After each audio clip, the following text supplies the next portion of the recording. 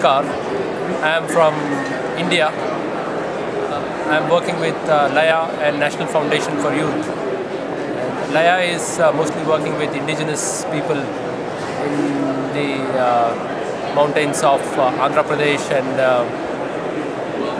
Orissa.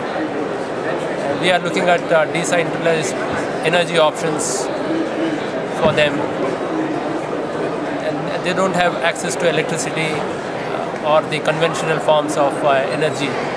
So we are helping them to look at options that are locally available, so that they don't have to wait for the government or some other agency to bring electricity to them.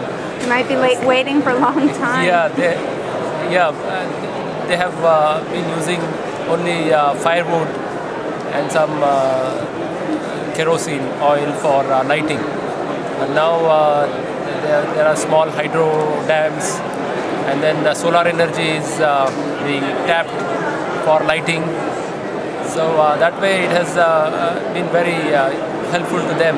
They have water locally available, sunlight locally available, so they don't have to wait for the government projects to come there for their lighting and other energy needs. Yeah. Tell me about your poster over here. Yeah, this is Mahatma Gandhi, the father of our nation, and his philosophy, his message for humanity is eternal. He says here, earth provides enough to satisfy every man's need, but not every man's greed, which is relevant for all times.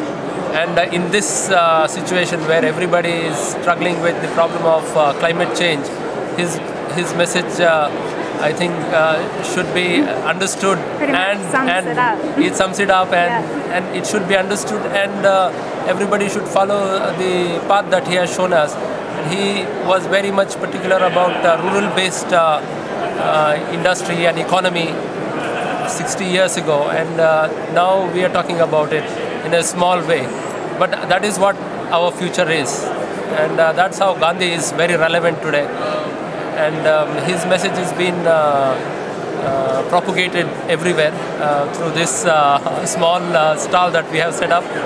And he's been a big hit here. Quite a lot of our Western friends come and look at Gandhi's posters and what he has said, and they agree with him. But what is important is not just to agree, but to go back and follow what he has said. Exactly. Do you think the politicians are listening? Do you think the global leaders are paying attention to what you're trying to say? Yeah, they know. The politicians are well informed and quite knowledgeable about what the problem is and how the problem has to be dealt with. But they prefer to turn a blind eye or turn their ears deaf to the problems of the people, particularly the marginalized and the poor. So they are here now. I think at least this time they will pay attention to what we are saying and start working with us and by listening to us. Yeah. What was I going to say? You're from Laya. Yeah. What countries are being supportive of what you're asking for here? Laya has been implementing the project with the tribals in the tribal areas, and it is being supported by agencies from Germany and Netherlands. Yeah. And who's blocking, who's doing all the damage here? Why do you think we're going to have a hard time coming to the kind of targets that we need to survive?